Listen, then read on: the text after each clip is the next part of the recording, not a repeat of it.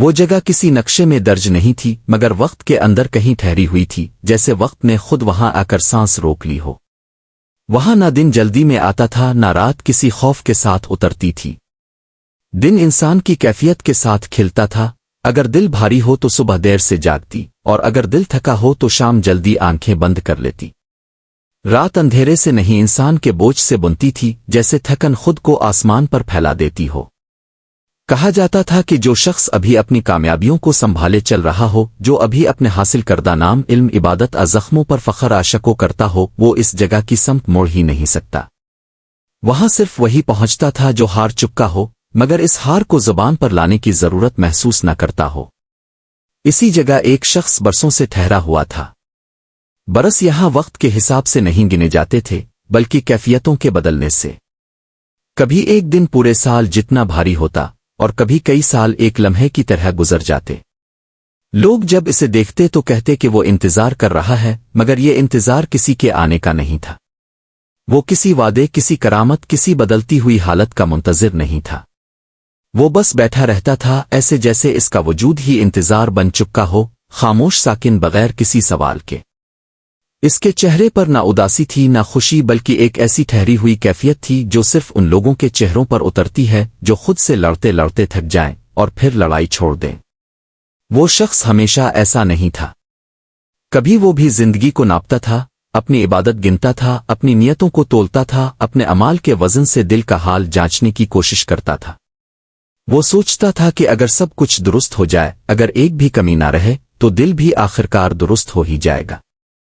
مگر وقت نے اسے آہستہ آہستہ سکھایا کہ دل حساب نہیں مانتا۔ ہر درست عمل کے بعد بھی دل ویسا ہی رہتا، بھاری، بے چین اور عجیب طرح سے خالی۔ یہ وہ خلا تھا جو نہ گناہ سے بھرتا تھا نہ نیکی سے۔ ایک دن اس نے سب چھوڑ دیا، نہ بطور بغاوت نہ بطور فرار، بلکہ بطور اعتراف کہ شاید وہ خود کو بچاتے بچاتے خود کو کھو چکا ہے۔ اسی جگہ ایک شام جب ہوا بھی جیسے دن بھر کے بوجھ سے تھک کر رک گئی تھی، ایک درویش اس کے پاس آ کر بیٹھا۔ نہ قدموں کی آواز تھی نہ موجودگی کا اعلان۔ وہ ایسے آیا جیسے کوئی خیال آتا ہے، بغیر اجازت کے مگر بالکل اپنے وقت پر۔ درویش کے چہرے پر کوئی خاص نشان نہ تھا، نہ عمر کا، نہ علم کا، نہ زہد کا۔ وہ بس تھا، سادہ، مکمل اور کسی بھی دعوے سے خالی۔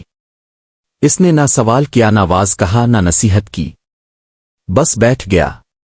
دونوں کے درمیان خاموشی تھی، مگر وہ خاموشی بوجھ نہیں تھی۔ وہ خاموشی ایسے تھی جیسے دو لوگ ایک ہی درد جانتے ہوں اور اب لفظوں کی ضرورت باقی نہ رہی ہو۔ کافی دیر بعد وہ شخص خود بول پڑا، جیسے اندر کوئی دیوار آہستہ سے گر گئی ہو۔ اس نے کہا، میں نے سب کچھ کیا مگر دل نہیں بدلا۔ یہ جملہ شکایت نہیں تھا، نہ شکو، بس ایک سادہ سا سچ تھا۔ درویش نے اس کی طرف دیکھا اور پہلی بار اس کی آنکھوں میں کچھ ہلا، جیسے کسی نے گہرے پانی میں کنکر رکھ دیا ہو۔ اس نے آہستہ سے کہا، دل کوشش سے نہیں بدلتا، دل تب بدلتا ہے جب انسان مان لے کہ وہ اسے بدل نہیں سکتا۔ یہ سن کر وہ شخص ساکت ہو گیا۔ اسے پہلی بار احساس ہوا کہ شاید اس کی ساری جدوجہد بھی ایک طرح کی ضد تھی، رب کو پانے کے نام پر خود کو ثابت کرنے کی ضد۔ وہ خاموش بیٹھا رہا، اور اس خاموشی میں اس کی ساری کوششیں، حساب، دعوے اور نیکیاں ایک ایک کر کے اس کے ہاتھ سے پھسلنے لگیں۔ وہ ٹوٹا نہیں، وہ پگھلا، جیسے برف آہستہ آہستہ پانی بن جائے اور اپنی سختی بھول جائے۔ اس کے اندر کوئی شور نہیں اٹھا، کوئی رونا نہیں آیا، بس ایک عجیب سی نرمی پھیل گئی۔ جب درویش اٹھا تو اس نے جاتے ہوئے کوئی بڑا جملہ نہیں کہا، بس اتنا بولا جو خود کو حوالے کر دے، اسے سنبھالنے کی ضرورت نہیں رہتی۔ پھر وہ وہاں نہ رہا، جیسے خاموشی کا ایک لمحہ گزر جائے اور پیچھے کوئی نشان نہ چھوڑے۔ وہ شخص اب بھی وہیں بیٹھا تھا، مگر اب انتظار ختم ہو چکا تھا، نہ کسی کے آنے کا، نہ کسی حالت کے بدلنے کا۔ اس کے اندر ایک عجیب سا اطمینان تھا، نہ خوشی نہ غم، بس قبولیت۔ وہ جان چکا تھا کہ رب اس سے دور نہیں تھا، نہ کبھی ہوا تھا، بس وہ خود اپنے شور میں گم تھا، اپنی کوششوں کے بوجھ میں دب گیا تھا۔ وہ اٹھا مگر کہیں جانے کے لیے نہیں۔ اس کے قدم خود بخود چل پڑے، جیسے راستہ اب باہر نہیں اندر بن چکا ہو۔ اب وہ کچھ ڈھونڈ نہیں رہا تھا، اس لیے ہر جگہ ٹھیک تھی، ہر لمحہ پورا تھا۔ اور وہ جان گیا کہ تصوف کسی خاص حالت، کسی خاص علم، کسی خاص لباس کا نام نہیں۔ تصوف بس اتنا ہے کہ انسان خود کو چھوڑ دے، اور باقی سب کو خود بخود سنبھلنے دے۔